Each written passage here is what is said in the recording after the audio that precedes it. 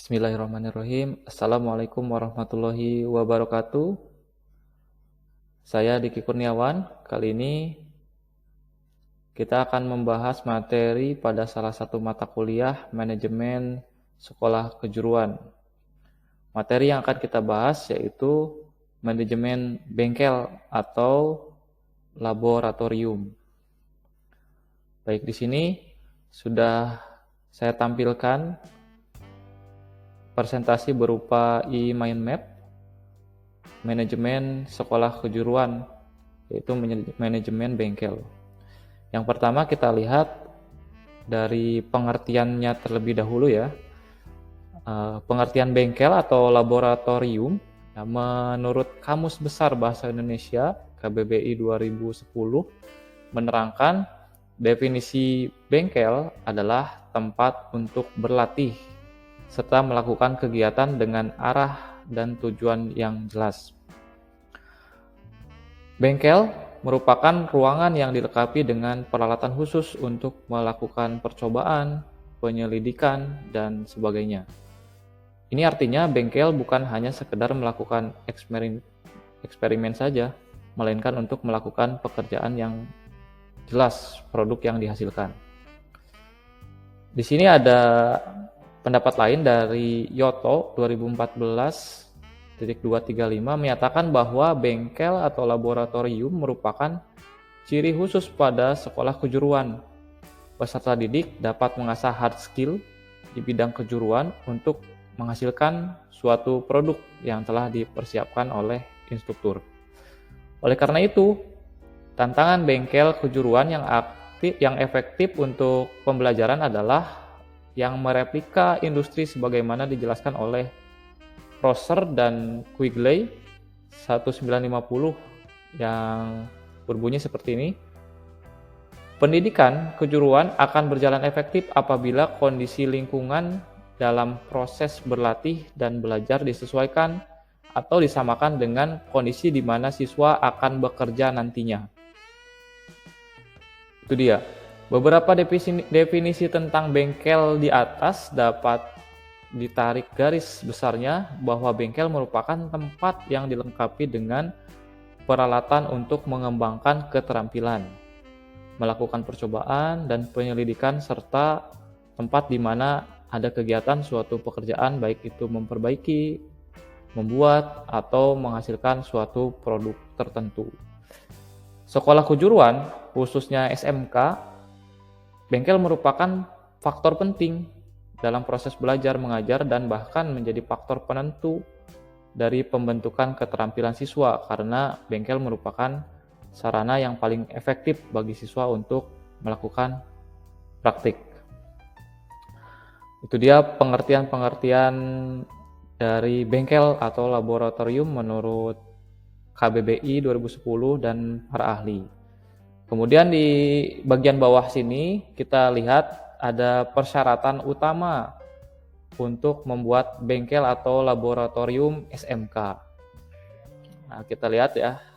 Secara umum, persyaratan yang harus dimiliki suatu bengkel praktik adalah yang mengandung 3 unsur, yaitu safety atau keamanan, kemudian comfortable atau kenyamanan, dan energy efficiency menurut TSI 2014.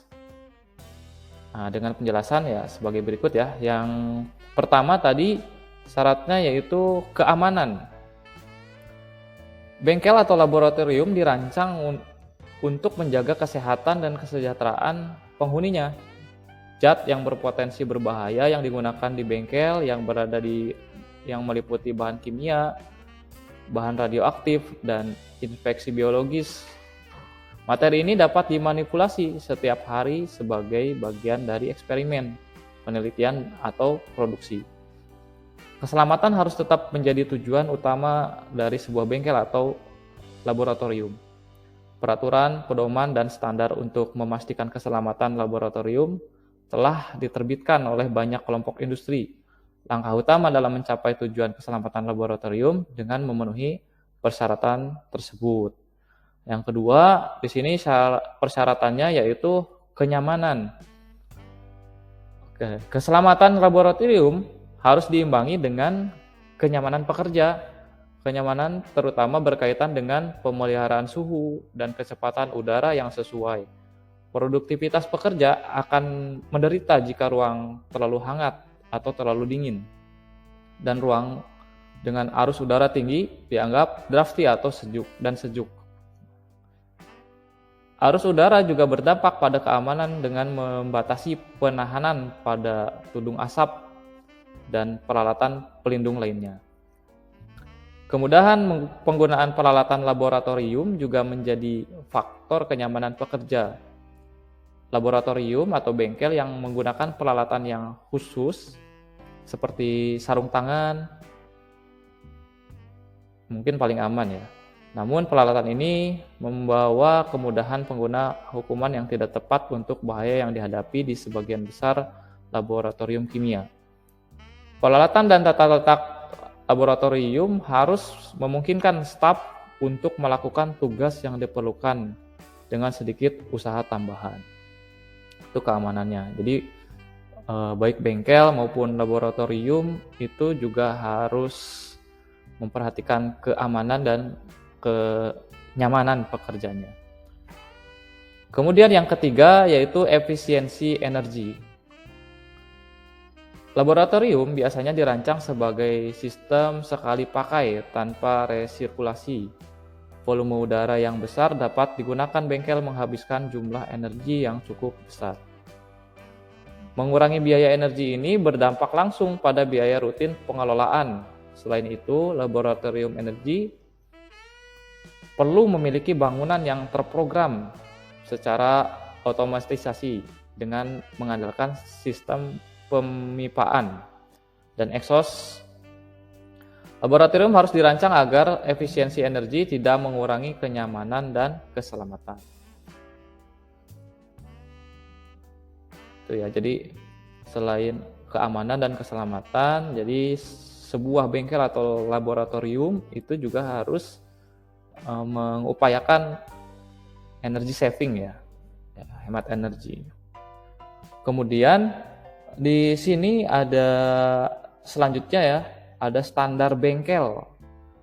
Bengkel atau laboratorium yang baik itu harus mempunyai standar yang mengacu pada Peraturan Menteri Pendidikan Nasional Republik Indonesia Nomor 40 Tahun 2008 tentang standar sarana dan prasarana untuk sekolah menengah kejuruan atau SMK, juga madrasah aliyah kejuruan ya.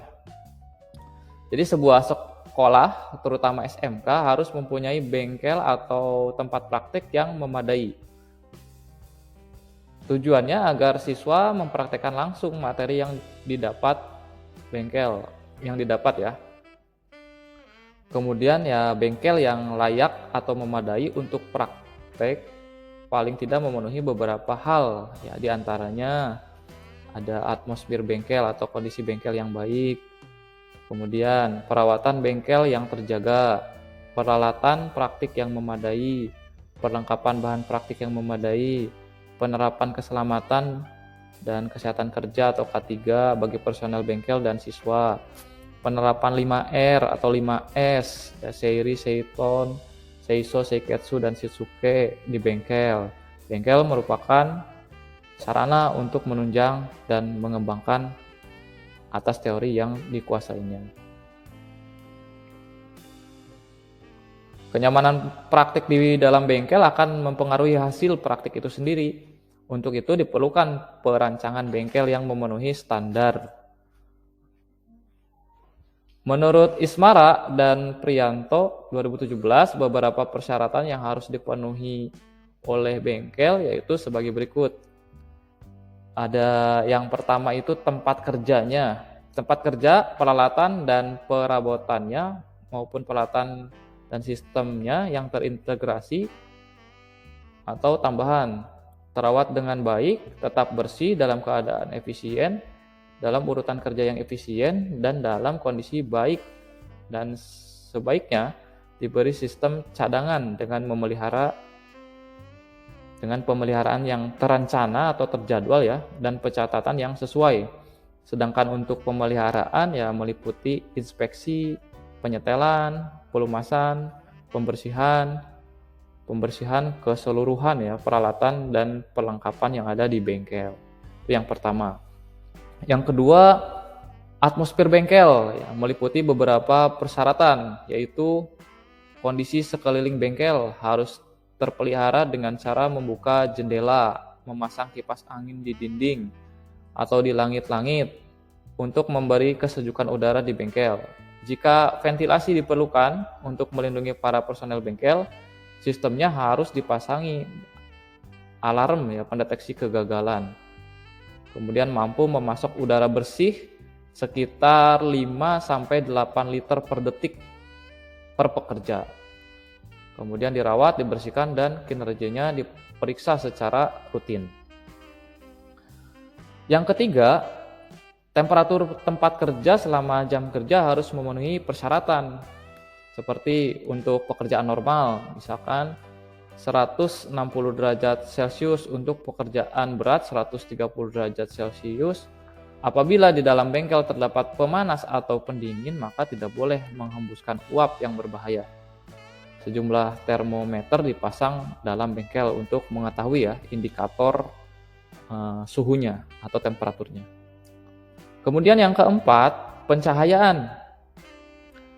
Pencahayaan harus memadai dan mencukupi jika memungkinkan, memanfaatkan cahaya yang alami. Lampu darurat harus dipasang untuk berjaga-jaga seandainya lampu utama mengalami kegagalan dan menimbulkan bahaya. Sumber dari Alfred Freddy Manik tahun 2011. Itu. Yang kelima, perawatan atau housekeeping. Ya, tempat kerja, perabotan dan fitting harus tetap bersih. Dinding, lantai, dan langit-langit harus tetap bersih. Memeriksa penumpukan debu di atas permukaan datar, terutama pada struktur bangunan, balok girder, penopang, atap, dan sebagainya. Dinding yang dicat harus dibersihkan dan dicat ulang secara berkala, misalnya masing-masing 12 bulan dan 7 tahun. Lantai harus dibersihkan dengan cara menyapu dan mengepel minimal ya seminggu sekali. Sampah juga jangan menumpuk karena dapat menimbulkan risiko kesehatan dan kebakaran. Sampah harus diletakkan pada tempatnya. Tempat sampah tahan terhadap api. Tumpahan harus dibersihkan menggunakan material yang dapat menyerap dengan baik. Kemudian yang keenam ya, ada workstation ya. Workstation harus nyaman untuk semua yang bekerja di sana, memiliki pintu darurat yang ditandai dengan jelas. Lantai harus tetap bersih dan tidak licin. Bahaya sandungan disingkirkan. Bekerja pada posisi kaku dan janggal sebaiknya tidak dilakukan terlalu lama. Benda-benda kerja dan material kerja juga harus mudah diraih dari posisi kerja. Yang keenam, tempat duduk. Nah ini, tempat duduk dimanapun pekerjaan dilakukan, tempat duduk harus tersedia. Tempat duduk harus sesuai dengan jenis pekerjaannya dan memiliki sandaran punggung dan penumpu kaki. Harus dapat penumpu kaki ya atau bahasa lainnya footrest. Harus pada kondisi yang baik. Jika terjadi kerusakan harus segera diperbaiki atau diganti. Kemudian yang ke-8 ya. Yang ke-8 itu lantai. Lantai ya tidak diberi beban berlebihan, rata dan mulus, tidak berlubang, bergelombang atau rusak yang mungkin menyebabkan bahaya sandungan. Bebas hambatan dari barang-barang, diletakkan di tempat yang telah ditentukan. Tidak licin dan memiliki sarana drainase yang memadai. Jika ada memungkinkan atau kemungkinan terkena air. Memiliki pemisah antara jalur-jalur lalu lintas dan pejalan kaki berupa handrail. Penghalang atau marka lantai. Memiliki penghalang di sekitar lubang atau tempat yang tersedia. Lanjut, di sini berdasarkan standar-standar yang dikembangkan oleh Ismara dan Priyanto, maka dihasilkan standar-standar ideal yang perlu dipersiapkan SMK untuk memberikan layanan optimal kepada peserta didik, khususnya dalam mengembangkan kompetensi keahlian peserta didik. Nah, apa saja standarnya? Standar-standar yang harus diperhatikan pengelola bengkel di SMK ya. Yang pertama di sini ada standar bangunan atau bengkelnya dulu ya. Untuk lebar ya, bengkel itu harus lebih dari 15 meter. Tinggi lebih dari 6 meter. Rasio lebar dengan tinggi yaitu 1:2. Luas minimal lantai per murid lebih dari 5 meter persegi per murid atau per siswa ya. Jarak minimal bangunan bengkel dengan bangunan lain setidaknya dapat diakses truk lah. Nanti kalau ada pembangunan kan bisa mengambil atau mengirimkan bahan bangunannya bisa masuk ke area bengkel. Kemudian yang keenam, akses jalan menuju bengkel dapat diakses truk juga itu. Yang ketujuh, setiap 3 meter terdapat kolom untuk semua konstruksi bengkel. Ke-8, fondasi dalam tiang pancang ya, paku bumi.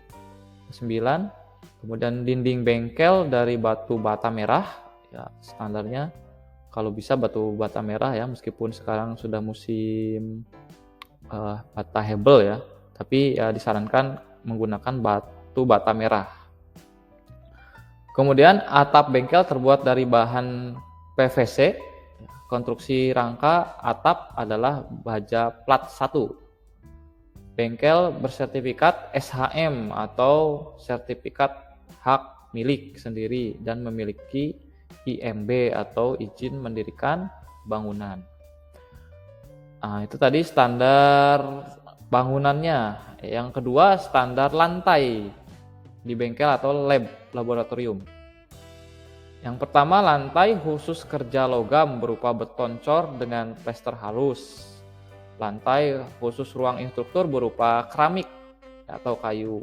Lantai khusus ruang teknisi atau toolsman ya berupa keramik juga.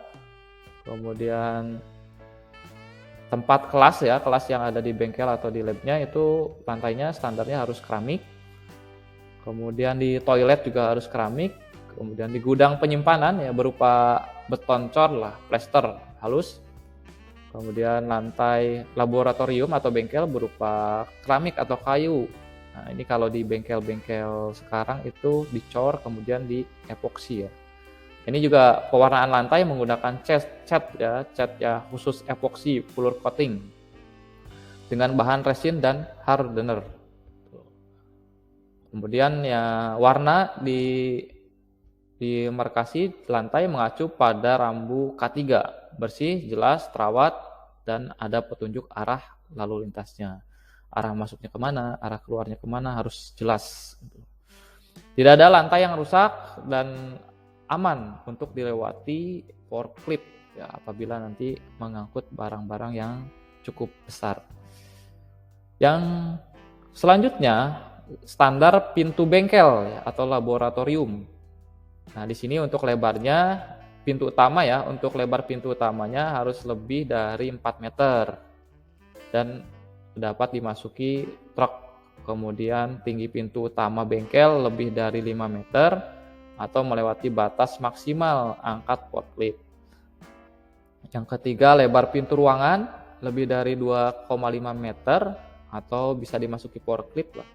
Yang keempat, tinggi pintu ruangan atau lebih 5 meter ya atau batas maksimal angkat forklift. Lebar pintu darurat lebih dari 2,5 meter ya bisa muat untuk 3 atau 4 orang ya. Tinggi pintu darurat harus lebih dari 3 meter. Kemudian desain pintu ruangan menggunakan double swing dengan bahan full kaca. Yang kedelapan, keamanan pintu ya menggunakan kunci remote atau pin. Itu untuk standar pintunya. Untuk standar penyekatan bengkel atau laboratorium ya bahan penyekat dari kaca, full kaca ya. Tinggi penyekat harus lebih dari 3 meter. Jenis penyekat adalah semi permanen. Keamanan penyekat harus kedap suara, aman terhadap getaran dan gempa bumi. Tuh, untuk penyekat. Sekarang standar untuk layout bengkel atau laboratorium. Pertama, bentuk lokasi bengkel berbentuk sayap. Yang kedua, tipe layout bengkel dengan kombinasi line production dengan flexibility layout. Yang ketiga, level proses dalam layout bengkel ditata sesuai dengan urutan level kompetensi yang jelas, rapi, dan berkelanjutan. Kemudian, publikasi desain layout bengkel harus memiliki prototipe dalam bentuk 3 dimensi yang dipamerkan di bengkel.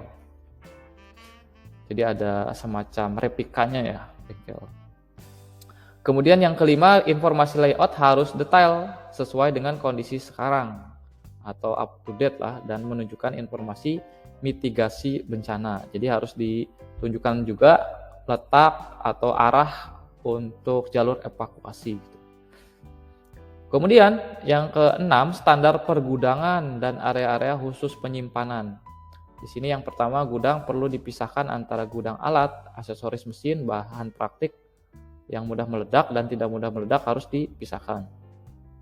Struktur gudang dengan atap yang tinggi, memiliki banyak ventilasi, jendela, tidak lembab dan harus kokoh. Lantai gudang di hardener dengan dilengkapi informasi pedestrian atau pejalan kaki dan jalur lalu lintas forklift. Yang keempat, pintu gudang didesain dapat dilewati truk untuk loading alat atau mesin atau bahan praktek. Gudang memiliki ruang administrasi, perangkat komputer, rak atau lemari, dan wastafel. Kemudian ruang display produk yang tertata rapi, memiliki album koleksi produk, dan dilengkapi dengan video produk terbaik. Kemudian yang ketujuh, ruang display atau alat mesin atau prototype yang tertata rapi, memiliki album koleksi atau album koleksi inventaris bengkel dan dilengkapi dengan video profil bengkel. Nah, terakhir, terdapat ruang penyimpanan sisa bahan praktik atau limbah produksi.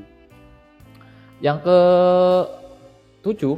ketujuh itu standar kenyamanan pandangan.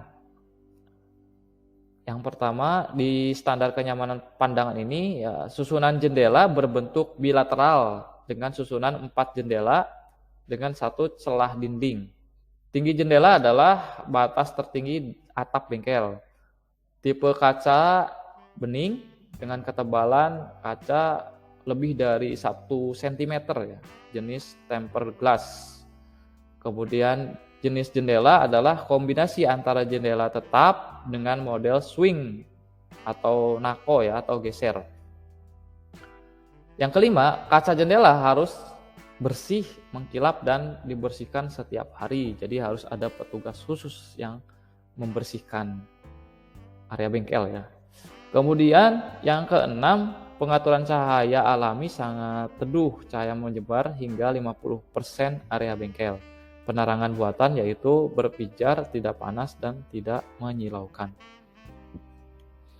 Sistem pencahayaan umum adalah 50% dari cahaya natural dan 50% dari cahaya buatan. Pantulan cahaya memantul ke semua bagian bengkel. Cahaya buatan interior terdiri dari 1 lampu, mampu mengcover lebih dari 2 area kerja. Berarti harus yang lumayan terang ya.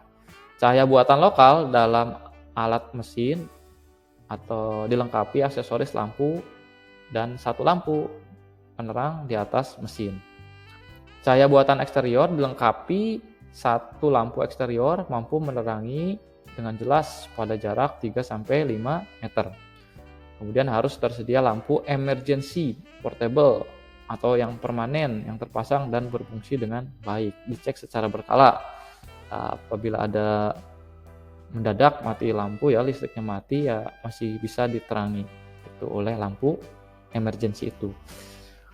Kemudian yang selanjutnya ya, standar yang selanjutnya yaitu standar kenyamanan pendengaran. Nah, yang tadi itu kenyamanan pandangan, sekarang kenyamanan pendengaran. Yang pertama, peredaman kebisingan atau alat mesin dengan mengisolasi alat atau mesin yang menghasilkan kebisingan pada area khusus berperedam. Ambang batas kebisingan adalah 70 sampai 80 desibel seperti suara vacuum cleaner ya. Yang ketiga ya, harus memiliki 2 atau lebih alat pengukur kebisingan dan harus berfungsi dengan baik. Kemudian standar panas dan ventilasi. Sirkulasi udara segar lebih dari 30%. Sistem ventilasi bengkel menggunakan ventilasi, kipas angin, air cooler, dan blower.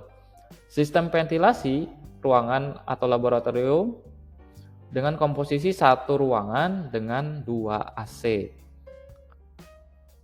Kelembaban bengkel adalah 50% ya, harus sejuk dan nyaman. Kelembaban ruangan kurang dari 50% itu termasuk dingin ya. Memiliki alat pengukur kelembaban udara atau hygrometer dan berfungsi dengan baik. Kemudian suhu bengkel antara sekitar 20 sampai 25 derajat Celcius lah. Suhu ruangan antara sama ya, 20 sampai 25 derajat Celcius. Jaga seperti itu. Kemudian memiliki alat pengontrol suhu ruangan dan berfungsi dengan baik. Dan tipe alat pengontrol suhu ruangan adalah otomatis, bersensor, dan berfungsi dengan baik. Ini kan beberapa AC juga sekarang sudah ada yang di atasnya itu angka ya, ada angka suhunya, itu ada terdeteksi di situ. Kemudian yang ke standar berikutnya yang ke-10 ya, ada standar K3 atau keselamatan kerja, kesehatan dan keselamatan kerja. Yang pertama, peralatan K3 harus lengkap, berfungsi dengan baik, dan selalu digunakan dan terawat. Informasi K3 sangat lengkap di setiap alat atau mesin dan harus bersih dan komunikatif. Simbol K3 sangat lengkap di setiap alat atau mesin dan area kerja, jelas, komunikatif, dan harus sesuai aturan yang berlaku. Standarisasi perlengkapan K3 yaitu terstandar ISO, OHSA, ANSI, dan lain-lain. Kemudian rasio ideal alat K3 dengan penggunanya adalah 1:1. Berarti contoh misalkan ada 1 orang ya 1 helm. Kalau pekerjanya ada 20, penghuninya ada 20 ya 20 helm gitu. Contoh. Kemudian nomor selanjutnya yaitu penerapan 5R di setiap waktu ya. Ringkas, rapi, resik, rawat, rajin, terus di continue ya, berjalan terus. Kemudian memiliki ruangan khusus terisolasi dengan keamanan terbaik. Bengkel sangat nyaman, aman, dan terhindar dari bahaya kerja. Perlengkapan K3 harus ada di setiap alat atau mesin atau berada di setiap area kerja dan tersusun rapi dalam tempat penyimpanan atau kabinet. Kondisi perlengkapan K3 adalah harus seperti tadi jelaskan ya, harus bersih, terawat, modern, jangan yang jadul-jadul ya, aman dan berfungsi dengan baik. Kemudian P3K ya, tempat kotak obat dan peralatan lainnya harus lengkap dan harus berada di setiap area kerja. Kemudian penanganan kecelakaan kerja harus cepat, ya, pengguna terampil dalam penanganan kecelakaan kerja, dekat dengan pusat kesehatan kalau bisa.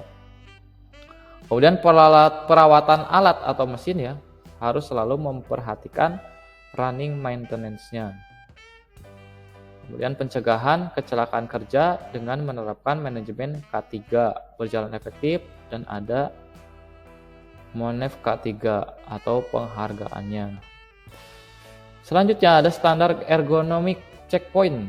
Nah ini, luas area kerja setiap alat atau mesin harus lebih dari 3 meter persegi per pengguna. Lalu lintas bengkel minimal dapat dilalui 2 atau 2 forklift lah berpapasan ya, bisa berpapasan.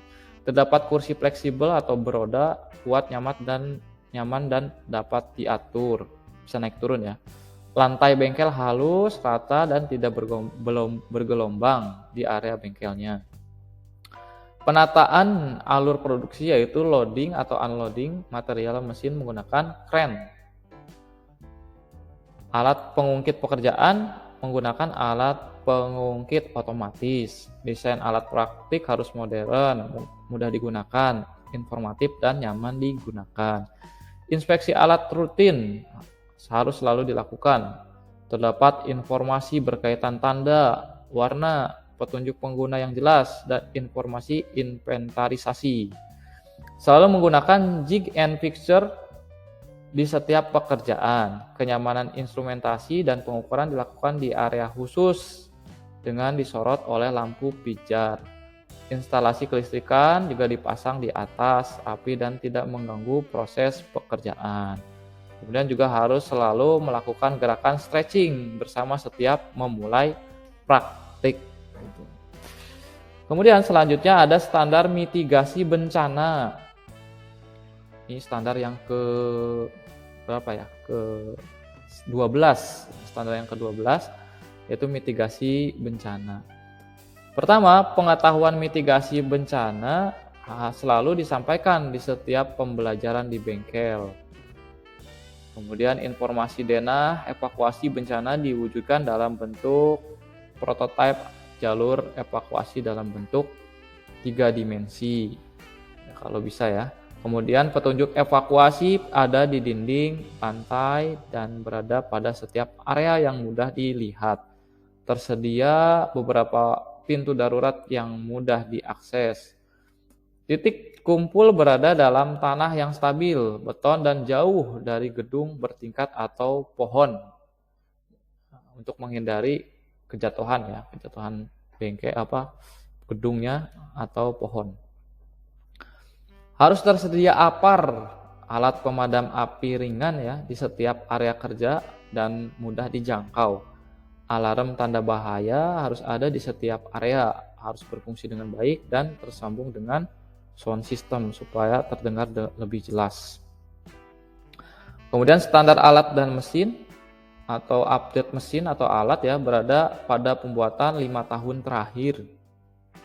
Kemudian perawatan alat atau mesin secara berkala, terjadwal, dan rutin melakukan running maintenance atau periodical maintenance. Kemudian tersedia berbagai varian aksesoris alat atau mesin yang lengkap. Sistem kerja alat atau mesin berbasis daring atau wireless. Kemudian standar instalasi kelistrikan. Daya listrik yang digunakan adalah 3 fase. Pembagian daya listrik adalah 1 kontak untuk 1 mesin. Penggunaan genset adalah 1 genset untuk 2 unit. Sikring khusus daya yaitu 1 sikring 1 unit. Sistem jalur kabel yaitu terletak di atas rapi dan tersembunyi. Kemudian sirkuit lampu untuk 1 sirkuit untuk lebih dari 5 lampu. Stop kontak ada di setiap jarak ya kurang lebih 2 sampai 2,9 meter. Standar selanjutnya yaitu standar efisiensi energi. Penggunaan solar cell memiliki lebih dari 1 solar cell dan dimanfaatkan. Penggunaan energi angin memiliki lebih dari 1 kincir angin yang dimanfaatkan. Pendaur ulangan sisa produksi untuk bahan praktik baru dan dapat dijual. Pencahayaan bengkel harus lebih dari 50% alami dan sisanya buatan. Selanjutnya standar fasilitas tambahan. Fasilitas air minum adalah 1 unit untuk kurang dari 25 siswa. Fasilitas cuci tangan untuk 1 unit kurang dari 10 siswa. Terdapat toilet pria dan wanita, ada tempat cuci tangan, WC duduk, dan kloset dibersihkan setiap hari. Tersedia makanan, minuman, ada akses internet, dan sebagai ruang diskusi.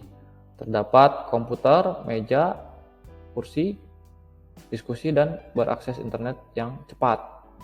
Tersedia loker yang aman, ada gantungan baju, lemari serbaguna, dan lain-lain untuk fasilitas tambahan.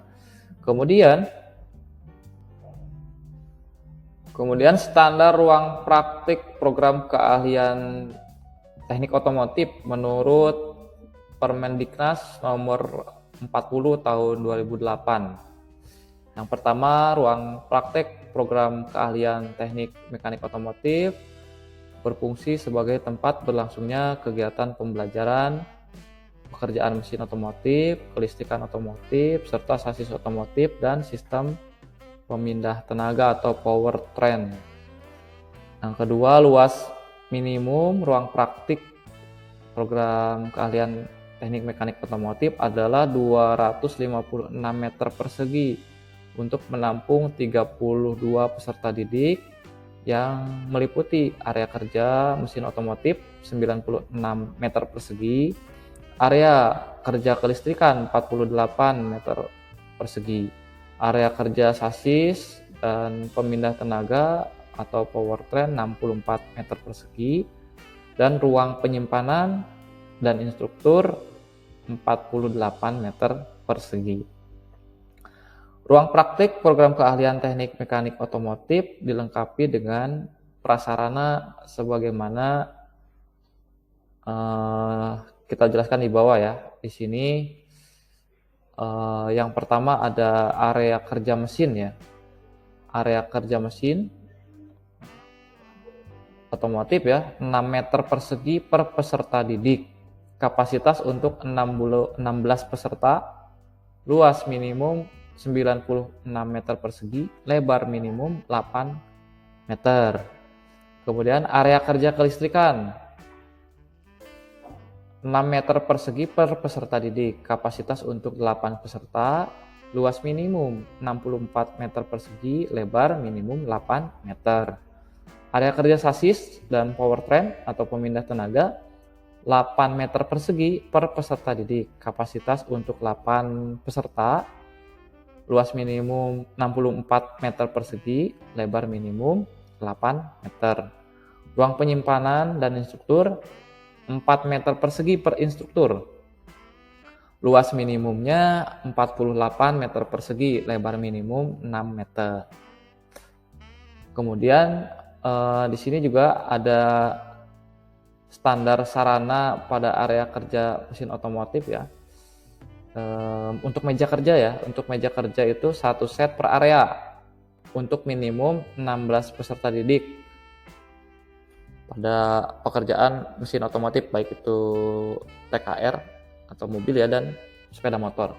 Kemudian kursi kerja ya 1 set per area, lemari penyimpanan itu 1 set per area. Untuk peralatan untuk pekerjaan otomotif ya 1 set per area untuk minimum 16 peserta didik. Kemudian ada papan tulis 1 set per area, kontak ya minimum 4 buah per area untuk mendukung operasionalisasi peralatan yang memerlukan daya listrik. Ini ya stop kontak ya. Kemudian ada tempat sampah minimum satu buah ya per area. Kemudian di standar sarana kerja di ruang sasis ya dan pemindah tenaga yang diperlukan perabotnya ada meja kerja 1 set per area untuk 8 peserta minimum. Kemudian kursi kerja 1 set per area, lemari penyimpanan 1 set per area. Kemudian ada peralatan untuk kelistrikan 1 set per area untuk minimum 8 peserta didik. Kemudian media pendidikan ada papan tulis 1 set per area untuk 8 orang. Kemudian perlengkapan lainnya ada kotak stop kontak ya minimum 2 buah per area. Kemudian tempat sampah 1 buah per area.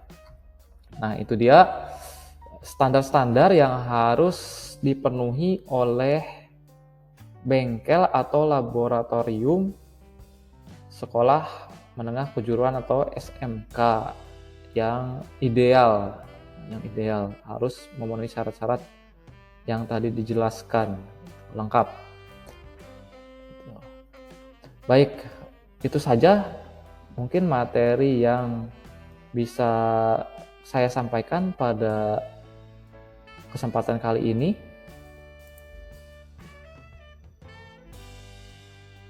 Apabila ada kekurangan dan kesalahan dalam penyampaian. Mohon dimaafkan dan mohon dikoreksi. Sekali lagi itu saja yang bisa saya sampaikan. Selebihnya mohon maaf. Terima kasih. Sampai ketemu di pertemuan berikutnya. Assalamualaikum warahmatullahi wabarakatuh.